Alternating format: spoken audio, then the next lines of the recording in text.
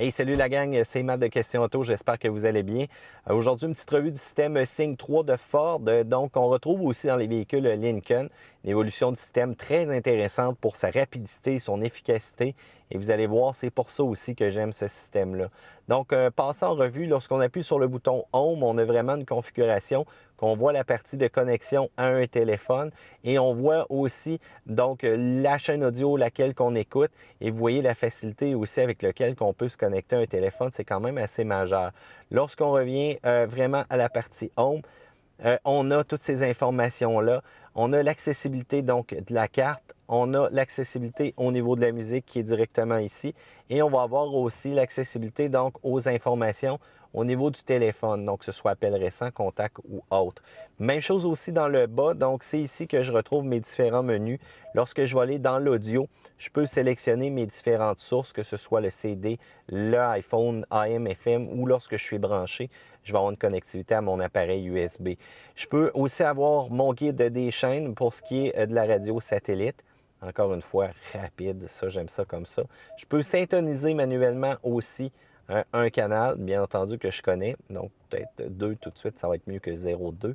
Et je peux aller donc sélectionner ce qui joue en tant que favori, la musique, et ajouter différentes alertes pour avoir une mention quand cette chanson-là ou cet artiste-là va jouer. J'ai aussi la partie rejouer qui me permet donc de revenir en arrière. Présentement, j'ai 0 minute d'enregistrement parce que je viens de démarrer le véhicule dans le fond. Et ce que je peux faire aussi, donc, je peux avoir 3 différents pré-réglages pour mes mémoires. Cependant, ce que je remarque, c'est que ça change en haut ici mon canal. Donc, bien que j'ai une quinzaine de sélections possibles, si j'accède au réglage suivant, le canal premier ici va devenir celui-là que je suis en train d'écouter. Facile. Si je vais dans mes sources FM, vous allez remarquer cependant que le menu change un peu. Je peux avoir une syntonisation manuelle, mais dépendant du véhicule. Donc, j'ai un bouton dans le bas qui me permet de faire une sélection manuelle à la bonne vieille franquette. Et j'ai un petit affichage pendant au niveau des informations de la radio. Même chose aussi lorsque je vais accéder au menu pour la partie USB ou encore musique. Lorsque je vais sélectionner ma musique sur mon Bluetooth ou encore via USB, je vais avoir les différentes commandes et voir même un panneau d'information qui pourrait me dire quelle musique que j'écoute présentement. Cependant, il n'y a pas l'air d'en jouer une quand même assez rapidement. Je vais en sélectionner une. Question de vous démontrer un petit peu comment ça se passe. Donc, au niveau du iPhone, c'est vraiment pas compliqué. Je peux en choisir un, mais je pense que je vais laisser faire YouTube présentement. Je vais aller jouer directement cette chanson-là que je vois. Et une fois donc qu'elle démarre, j'ai la partie navigation qui apparaît, j'ai la partie info qui me dit quelle musique et je pourrais avoir aussi un affichage donc de la pochette si ça serait le cas. Lorsque je fais une nouvelle recherche au niveau de mes chansons, je peux parcourir mes listes de lecture, mes historiques d'écoute et je peux faire une sélection quand même assez rapide. Donc comme vous voyez, c'est un système qui est rapide, qui est efficace et c'est ça que j'aime beaucoup présentement avec le système Sync 3. Climatisation. Donc, j'ai accès donc à un panneau de climatisation qui est disponible dans le bas tout simplement de mon véhicule, mais j'ai quand même une interface tactile.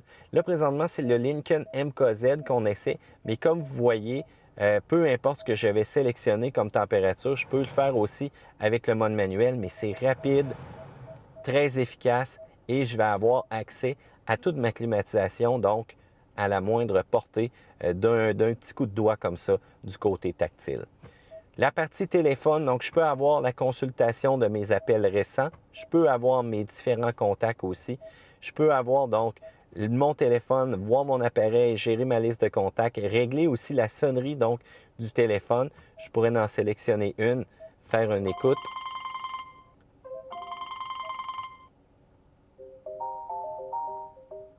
Et je peux utiliser ma bonne vieille sonnerie du téléphone. La 3, ça a l'air de quoi, wow? Oh boy, ça vient gossant assez rapidement. Retour en arrière. Donc, régler la sonnerie. C'est la troisième. Peut-être un petit peu de délai à ce niveau-là, au niveau des sonneries, mais bon, c'est pas très, très grave. Je peux voir mes différents appareils et faire une gestion de ceux-ci. Je peux aussi gérer ma liste de contacts, trier par, téléchargement de mes contacts. Je peux même effacer la liste à l'intérieur du véhicule. Je pourrais accéder aux différents messages textes aussi, configurer une alerte. Donc, encore une fois, lorsque je reçois un message Et l'avantage, donc, ce système-là, c'est qu'il me permet d'interagir directement avec mon téléphone. Audio sourdine privée, avertissement d'itinérance, notification de la batterie faible, je pourrais ajouter directement ça à l'intérieur donc de ma configuration. Siri, étant donné... Bonjour Siri. Bonjour vous. C'est un accès quand même assez facile au niveau de cette application-là. Ce qu'on aime encore une fois, c'est l'intégration des différentes composantes. Moi, j'ai un iPhone, Siri est disponible. Je pourrais sélectionner ne pas déranger. Je peux aller sélectionner un clavier comme ça manuel pour appeler. Et je peux aussi donc aller directement dans les messageries texte. Mais là, pour l'instant, donc, je n'ai pas activé cette fonction-là. Donc, comme vous voyez, encore une fois, très complet au niveau du téléphone, plein de possibilités. Navigation. La navigation, on aime ça que ce soit rapide, que ce soit efficace, que ça prenne conscience aussi des cartes qui sont quand même assez à jour. Je peux, en tout cas ça c'est d'une rapidité assez incroyable, changer la vue, changer un peu la perspective que je vais avoir de ma carte et je peux avoir aussi donc ma définition automatique ou en différents kilomètres. Si je veux choisir une destination, que ce soit la maison, disons restauration, regardez ça, ça va rapide, je m'en vais au Café d'Orient, je peux même appeler, je peux même le sauvegarder et je peux commencer. Et vous allez voir. Obéissez au code de la route, soyez vigilants et utilisez les commandes vocales quand vous conduisez. Rapide. Rendez-vous à la route indiquée pour commencer le guidage d'itinéraire. Rapide, efficace. Vraiment, ça se fait quand même assez rapidement. Puis regardez, on voit même l'heure. Donc, en combien de temps que je vais arriver, à quelle heure, en combien de minutes. Ça, j'aime ça, un système comme ça. Je pourrais donc, bien entendu, annuler mon itinéraire, changer la partie d'affichage, voir la liste des infos circulation, mais ça marche souvent beaucoup plus quand on va être sur des routes américaines ou autres. Souvent, ça, du côté canadien, c'est pas nécessairement l'idéal. Je peux avoir l'information de où est-ce que je suis et je peux avoir un visionnement donc de mon itinéraire et formuler quand même quelques détours si c'est nécessaire. Regardez la réponse rapide, efficace. J'aime ça comme ça. Applications, je pourrais avoir différentes applications donc avec le système. Malheureusement, ce n'est pas le cas présentement. Et j'ai le Sirius Travel Link donc avec mon abonnement au niveau donc de ma radio satellite. Je pourrais avoir donc la liste de circulation encore une fois qui est interreliée un peu à ma partie GPS. On voit c'est quand même pas si pire, j'en ai quelques-unes présentement. Je peux avoir aussi les infos sport que je pourrais ajouter différentes équipes de la NFL. Donc, si vous êtes des amateurs de sport, informations sur mon abonnement, qu'est-ce qu'il y en est présentement. Je peux avoir aussi le prix du carburant, mais encore une fois, ça ne sera peut-être pas nécessairement très près de moi. Voyons voir. Non, malheureusement, je ne l'ai pas. Je peux avoir la partie météo, mais vous voyez encore une fois des villes américaines. Donc, je peux sélectionner près d'ici, mais c'est vraiment les villes américaines qui sont répertoriées. Conditions de ski, même chose aussi. Donc, je pourrais aller sélectionner différentes villégiatures. Et comme présentement, on voit, c'est beaucoup plus américain. C'est un peu dommage. J'aurais aimé quand même avoir quelque chose qui aurait été personnalisé du côté canadien. Dans les réglages, au niveau de la sonorité, tout ce qui est système de son, l'équilibre, l'atténuation, encore une fois, facile. Le volume au niveau de la vitesse du véhicule. Je peux aussi donc avoir une configuration intéressante. Si jamais j'ai un système de son qui est quand même assez avancé, je peux aller sélectionner mon type d'audience que je veux, soit scène ou soit beaucoup plus à être entouré du son. Et étant donné que j'ai un système Reveal présentement équipé dans mon Lincoln MKZ, je peux déclencher une démonstration au niveau du son.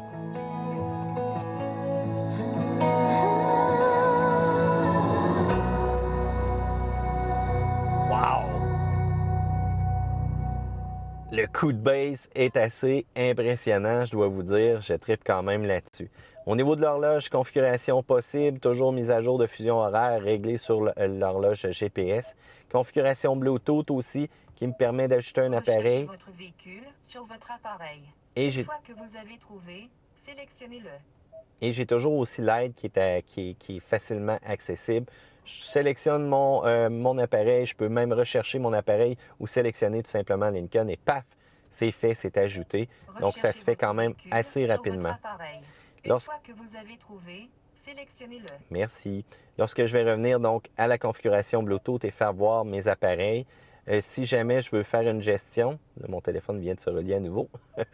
Si je veux faire une gestion, donc comme lui, je ne sais pas c'est qui, mais je veux l'effacer, eh bien voilà, ça se fait quand même assez rapidement et efficacement pour la gestion. On n'aime pas ça compliqué au niveau des appareils Bluetooth. Téléphone, donc voir mon appareil, gérer ma liste de contacts, vous reconnaissez un peu les configurations. La partie radio, donc d'activer la radio FM HD, too bad au Canada, on n'a pas ça. Les textes radio pour les affichages, donc d'infos des différents canaux qu'on aurait. Pré-réglage automatique que je peux configurer. Navigation, les préférences de carte d'itinérance. Par exemple, donc mon itinéraire préféré, éviter des autoroutes, les routes à péage, tout ça, parfait quand je voyage. Même les préférences de navigation.